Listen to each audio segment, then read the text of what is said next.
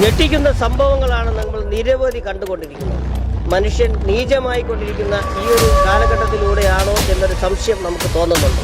VMTV ന്യൂസിന്റെ crime ഫയലിലേക്ക് മാന്യ പ്രേക്ഷകർക്ക് സ്വാഗതം.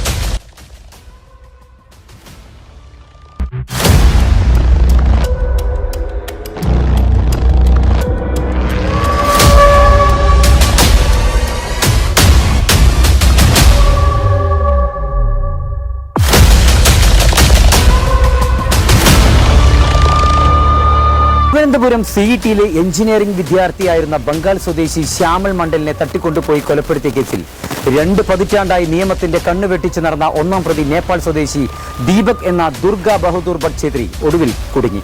തിരുവനന്തപുരം സിറ്റി പോലീസ് കമ്മീഷണറായിരുന്ന ADGP മനോജ് എബ്രഹാമിന്റെ നേതൃത്വത്തിലുള്ള സംഘം വെട്ടിത്തെളിച്ച അന്വേഷണ പാതയിലൂടെയാണ് CBI ഈ വിജയ തീരത്തെത്തിയത്. ഒരു തുമ്പും ഇല്ലാതിരുന്ന കേസിൽ ഫോൺ രേഖകളും കുടുംബ പശ്ചാത്തലവും അരിച്ചുപെറുക്കി കേരള പോലീസ് തയ്യാറാക്കിയ ആ കണ്ടെത്തലുകൾ 100% ശരിയാണെന്ന് CBIക്ക് പിന്നീട് സമ്മതിക്കേണ്ടി വന്നു. കേരള പോലീസിന്റെ അന്വേഷണത്തിൽ തൃപ്തിയില്ലെന്ന് കാട്ടി പിതാവ് വസുദേവ് മണ്ഡൽ ഹൈക്കോടതിയെ സമീപിച്ചതിനെ തുടർന്നാണ് കേസ് CBIക്ക് വിട്ടതും.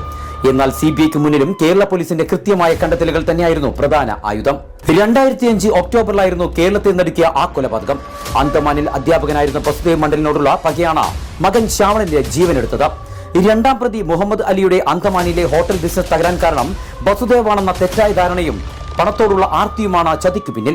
20 ലക്ഷം രൂപ മോചനദ്രവ്യം ആവശ്യപ്പെട്ട ശ്യാമളിനെ തട്ടിക്കൊണ്ടുപോയെങ്കിലും പോലീസ് വിവരം അറിഞ്ഞതോടെ പ്രതികൾ പയ്യനെ കൊന്ന് ചാക്കിൽ കെട്ടി തിരുവല്ലം വള്ളാർ ഭാഗത്തെ റോഡരികിൽ ഉപേക്ഷിക്കുകയായിരുന്നു. എന്നാൽ ഇപ്പോൾ ഒന്നാം പ്രതി കൂടി പിടിയിലായതോടെ നീതി നടപ്പിലാക്കുമെന്ന് ഉറപ്പായിരിക്കുകയാണ്. കേരള പോലീസ് പടുത്തുയർത്തിയ ശക്തമായ തെളിവുകളുടെ അടിസ്ഥാനത്തിൽ തന്നെയാണ് CBI ഈ കേസ് വിജയിപ്പിച്ചതെന്ന് നമ്മുടെ പോലീസിനും അഭിമാനകരമാണ്. നാഗ്പൂരിൽ CBI നടത്തിയ അതീവ രഹസ്യമായ ഓപ്പറേഷനിലാണ് ഈ കൊടും ക്രിമിനൽ വലയിലായി. കൊലപാതകത്തിന് ശേഷം അപ്രത്യക്ഷനായ ദീപകിനെ കണ്ടെത്തുക എന്നത് CBIക്ക് മുന്നിലെ വലിയ വെല്ലുവിളിയായിരുന്നു. കഴിഞ്ഞ 20 വർഷമായി സൂരജ് B ഭട്ട് എന്ന പേരിൽ നാഗ്പൂരിൽ ആൾമാറാട്ടം നടത്തി ഒളിവിൽ കഴിയുകയായിരുന്നു ഇയാൾ. താൻ സുരക്ഷിതനാണെന്ന് അയാൾ കരുതിയെടുത്താണ് CBIയുടെ നാഗ്പൂർ ഓപ്പറേഷൻ വിജയിച്ചത്.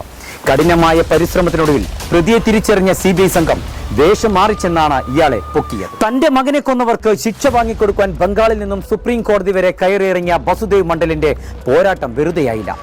രണ്ടാം പ്രതി മുഹമ്മദ് അലിക്ക് നേരത്തെ ഇരട്ട ജീവപര്യന്തം ലഭിച്ചിരുന്നെങ്കിലും അടുത്തിടെ ജാമ്യം ലഭിച്ചത് വലിയ വിവാദമായി. പിടിയിലായ ദീപകിനെ കോടതിയിൽ ഹാജരാക്കി തുടർ നടപടികൾ സ്വീകരിക്കും. ഒളിവിൽ കഴിയാൻ ഇയാളെ ആരെങ്കിലും സഹായിച്ചിട്ടുണ്ടോ എന്നതടക്കമുള്ള കാര്യങ്ങൾ CBI അന്വേഷിക്കുന്നുമുണ്ട്. നീതി വൈകിയെങ്കിലും അത് നിഷേധിക്കപ്പെട്ടില്ല എന്ന വലിയ സന്ദേശമാണ് ഈ അറസ്റ്റുകളിലൂടെ പുറത്തു വരുന്നത്. നിരവധി കേസുകൾ നടക്കുന്നത് കാരണം ആംബുലൻസുകൾ ചീറിപ്പായുന്ന ഓരോ റോഡുകളുമാണ് നമുക്ക് കാണാൻ സാധിക്കുന്നത്. ക്രൈം ഫയലുമായി വീണ്ടും കാണാം. നന്ദി, നമസ്കാരം.